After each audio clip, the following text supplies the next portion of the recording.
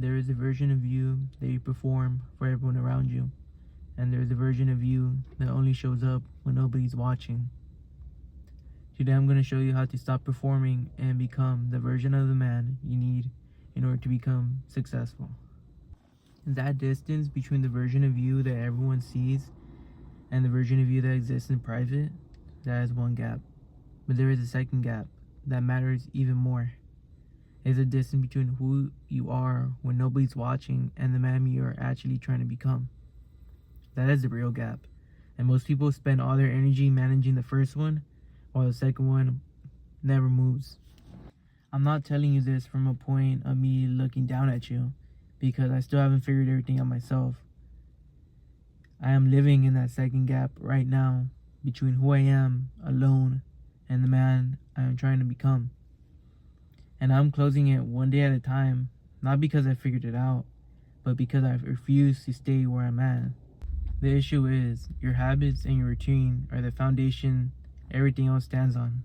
If you cannot be consistent with the basic pillars of your life, those daily habits, that routine, how do you expect to be consistent with anything bigger?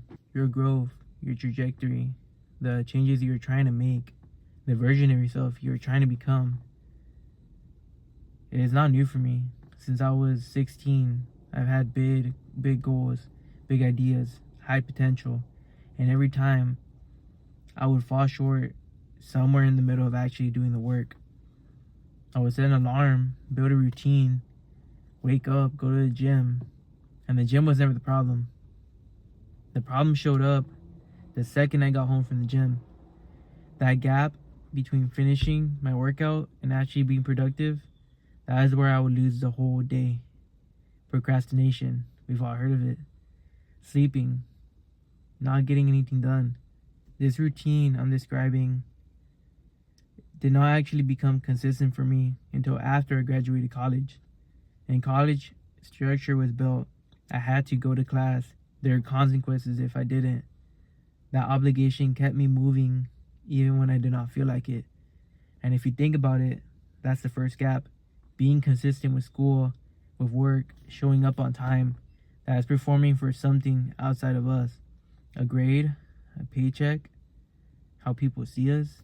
We show up because something external is watching, and there are real consequences if we do not show up. After I graduated, all of that disappeared. I suddenly had way more free time, but none of the structure that used to force me into consistency.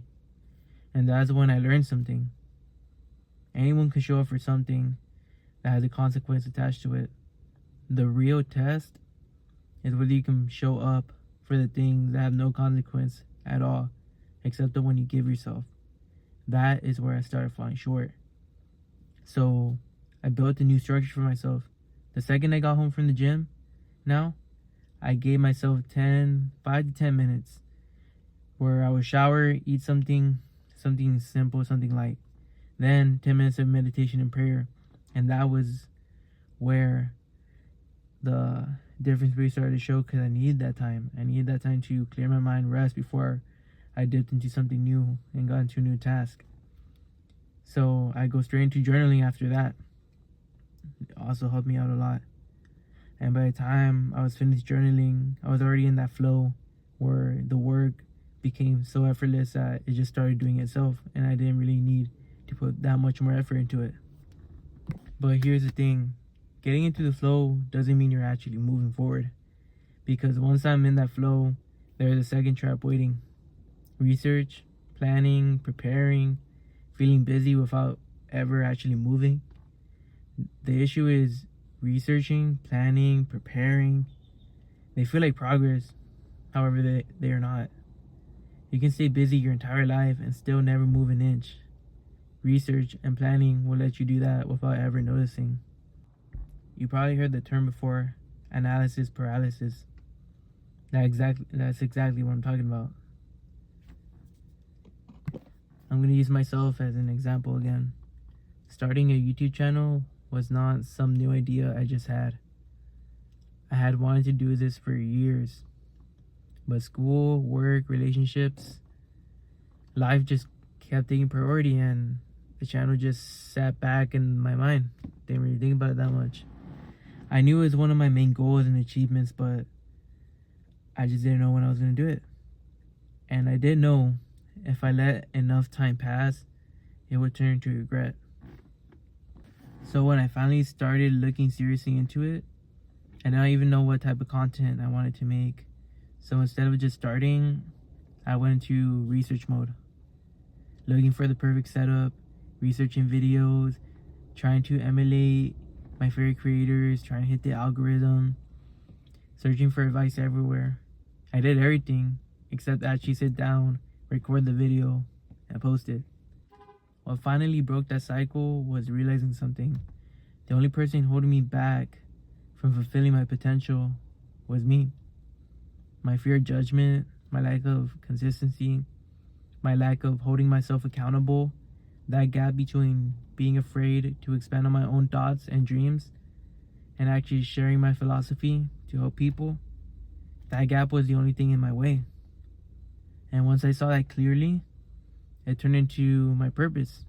I finally knew what I wanted to do with this content. Share my story, share my perspective, share my experiences to help and inspire people who are in similar situations to me so they do not have to make the same mistakes I had to make in order to learn and grow.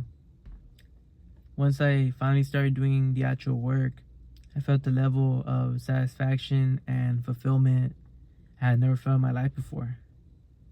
Something I'm building brick by brick. Something I generally wake up looking forward to every single day now. Research and planning are not the enemy. They become the enemy the moment they replace action. You don't need a perfect plan. You need your reason.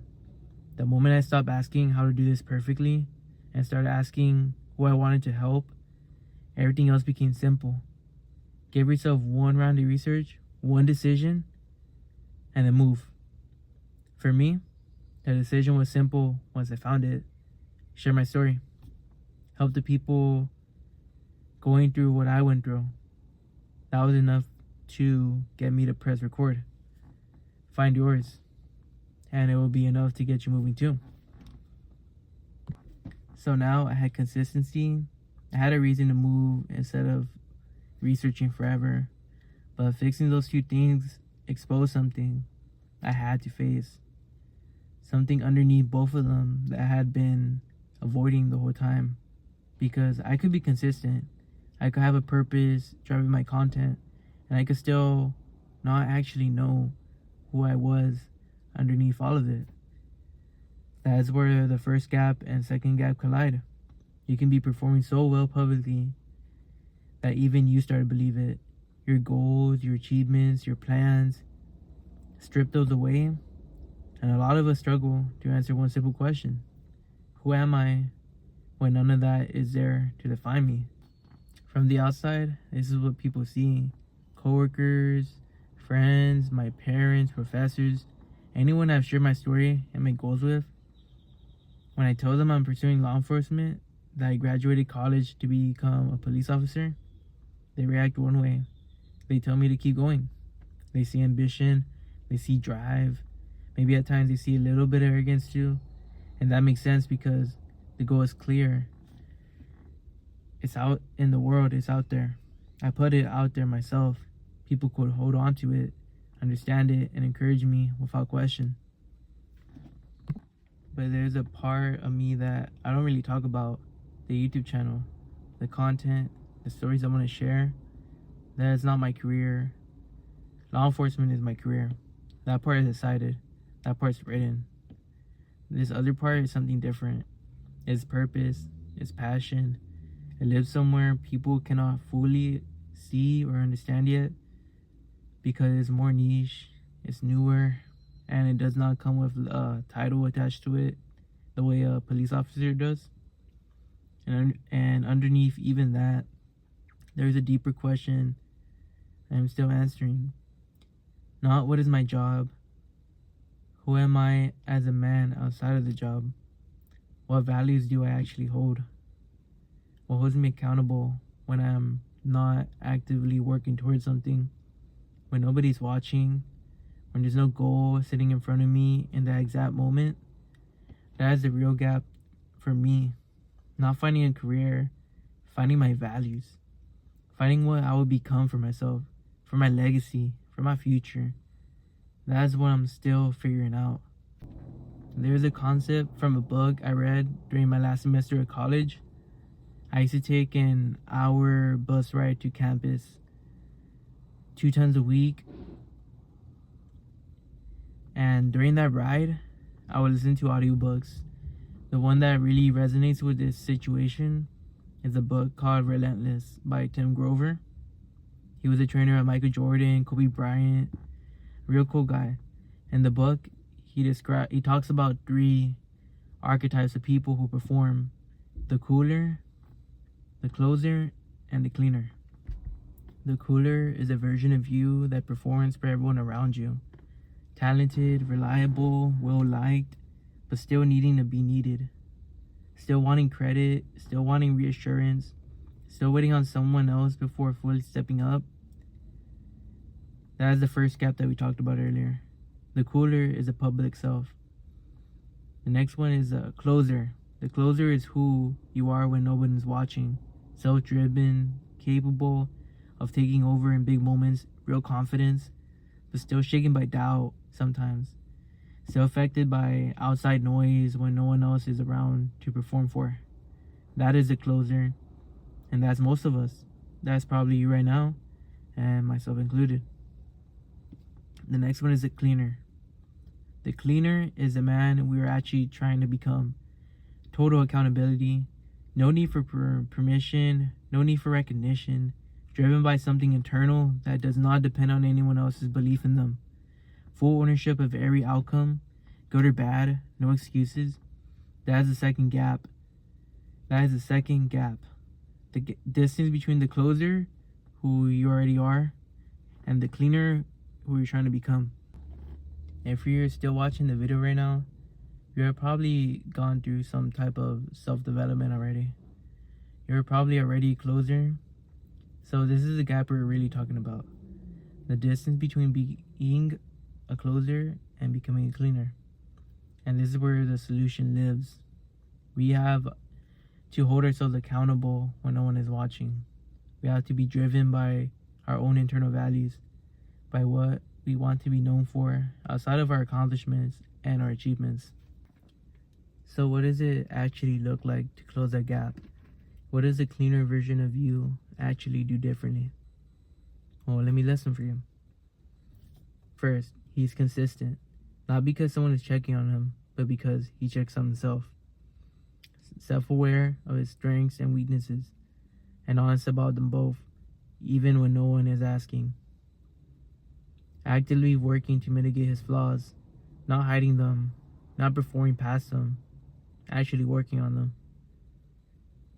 Found his purpose and is passionate about it, driven by something internal, not by who is watching.